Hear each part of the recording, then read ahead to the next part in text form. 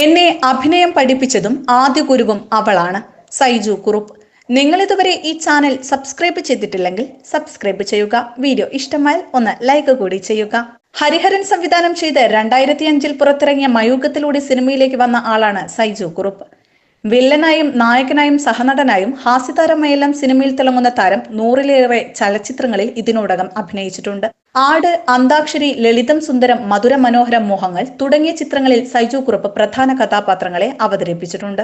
താൻ സിനിമയിലേക്ക് വരുന്നതിന് 2 കാരണങ്ങളാണ് ഉണ്ടായിരുന്നതെന്നും തന്നെ അഭിനയം പഠിപ്പിക്കുന്നതിൽ പ്രധാന പങ്ക് വഹിച്ചത് തന്റെ ഭാര്യയായിരുന്നെന്നും ദി നെക്സ്റ്റ് 40 മിനിറ്റ്സിന് നൽകിയ അഭിമുഖത്തിൽ സൈജു കുറുപ്പ് പറയുന്നു. അഭിനയം പഠിക്കാനും കാശിനും വേണ്ടിയാണ് സിനിമയിലേക്ക് വന്നതെന്നും അഭിനയത്തിൽ ഒരു ചേഞ്ച് ഫീൽ ചെയ്തു തുടങ്ങിയത് ഭാര്യ തന്റെ അഭിനയത്തിലെ പോരായ്മകളിൽ പറഞ്ഞു തന്നപ്പോഴും ആയിരുന്നെന്ന് അദ്ദേഹം കൂട്ടിച്ചേർത്തു. ഞാൻ സിനിമയിലേക്ക് വരുന്നതിൽ 2 പ്രധാന കാരണങ്ങളായിരുന്നു ഉണ്ടായിരുന്നത്. ഒന്നാമത്തേത് അഭിനയം പഠിക്കുക, 2 കാശിന് വേണ്ടി. എനിക്ക് അഭിനയം സിനിമയിൽ വന്നിട്ട് വേണം പഠിക്കാൻ. സിനിമയിലെത്തുമ്പോൾ അഭിനയം അത്ര വശമില്ലായിരുന്നു. എന്റെ കൈയുടെ മൂവ്മെന്റും ഡയലോഗ് ഡെലിവറിയും തമ്മിൽ ഒരു സിങ്കിൽ എന്ന് എന്റെ ഭാര്യ എന്നോട് പറയുമായിരുന്നു. ഇങ്ങനെ ചെയ്താൽ കുറച്ചുകൂടി നന്നാകും എന്നൊക്കെ പറയും.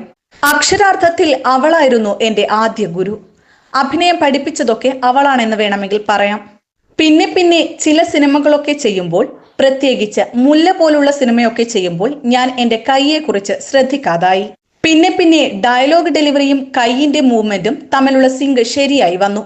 അതെനിക്കൊരു പ്ലസ് ആയിട്ട് തോന്നി. അന്ന് അവൾ എനിക്കത് പറഞ്ഞു തന്നത് കൊണ്ടാണ് പിന്നീട് എനിക്കത് മാറ്റാൻ കഴിഞ്ഞത്, സൈജു കുറുപ്പ് പറഞ്ഞു.